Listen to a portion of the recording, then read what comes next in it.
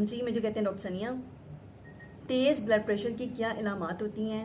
क्या हर वक्त का सर दर्द हाई बीपी की तरफ इशारा करता है या किसी और तरफ? पट्ठों का खिंचना, गर्दन के पट्ठों में अकड़ाव आना और कंधों में दर्द होना, क्या ये तेज़ ब्लड प्रेशर के इलामात हैं?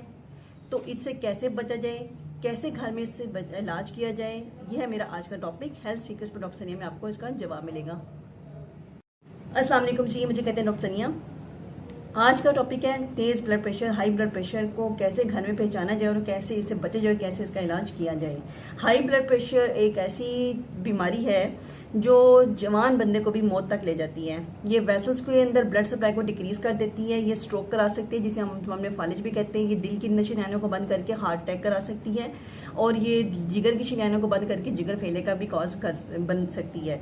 तो इसलिए ब्लड प्रेशर को कंट्रोल करना बहुत ज़्यादा ज़रूरी होता है। ब्लड प्रेशर की इलामात क्या हैं? ब्लड प्रेशर की इलामात में सबसे ज़्यादा सर का भारी होना और सर में दर्द होना, आंखों के इर्द गिर्द आंखों का भारी होना महसूस करना, गर्दन के पट्टों का खिंचाव महसूस करना, थकावट महसूस करना, कंफ्यूज स्टेट फील करना, नाक से खून का बहना। ये कुछ इलामात हैं जिसकी वजह से आपको लग सकता है कि आपका बीपी हाई साइड पे है। आप उसको चेक करें। नॉर्मल बीपी की रेंज होती है, एज के हिसाब से वेरी करती है, लेकिन एक रफ फिगर है 120/80। ये नॉर्मल में कंसिडर किया जाता है, लेकिन ये 110 से लेकर 130 तक नॉर्मल कंसिडर होता है। और डायस्टोलिक ब्लड प्रेशर जो होता है वो आपका 60 से लेकर 90 तक नॉर्मल लिया जा सकता है इन फ्यू केसेस, लेकिन एज के साथ साथ ये वेरी करते हैं। इसलिए 120/80 ब्लड प्रेशर को मेंटेन करना बहुत ज़रूरी है। तो सबसे पहले ये इलामात हैं जो बीपी के मैंने आपको हाई ब्लड प्रेशर के बता दिए, जिसको घर में आप फील कर सकते हैं और उसके अकॉर्डिंगली आप अपने आप को ट्रीट कर सकते हैं। हाई ब्लड प्रेशर जब आपका एक दफ़ा डॉक्यूमेंट हो गया तो आपने घर में अपना बीपी ऑपरेटर रखना है। नेक्स्ट वीडियो में मैं आपको बताऊंगी कि घर में बीपी चेक कैसे करते हैं, ऑपरेटर्स को कैसे यूज़ करते हैं। तेज़ ब्लड प्रेशर के पेशेंट कौन से होते हैं? वो लोग जिनकी फैमिली हिस्ट्री पॉजिटिव होती है, जिनकी फैमिलीज में हाई ब्लड प्रेशर के पेशेंट्स पाए जाते हैं, जिनकी फैमिली में सडन कार्डिक हार्ट अटैक के पेशेंट्स की डेथ पाई जाती है। ऐसे पेशेंट और जो लोग ओबीज होते हैं, जिनका मोटापा बहुत ज़्यादा होता है, ये लोग रिस्क पे होते हैं। जिनको शुगर होती है वो लोग रिस्क पे होते हैं, जिनको हाई ब्लड प्रेशर हो सकता है। जिनको हाई कोलेस्ट्रॉल होता है वो लोग रिस्क पे होते हैं। तो जिनके अंदर ये पाई जाती हैं अलामात और जिनके अंदर इस तरह की हिस्ट्री पाई जाती है, वो ज़्यादा विजिलेंट रहें और अपने बीपी को अर्ली एज से मॉनिटर करना शुरू करें।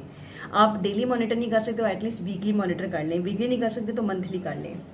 हाई ब्लड प्रेशर के बाकी ये कि हाई ब्लड प्रेशर को हमने ट्रीट कैसे करना है। जो हो गया वो तो हो गया, लेकिन इसका इलाज क्या है?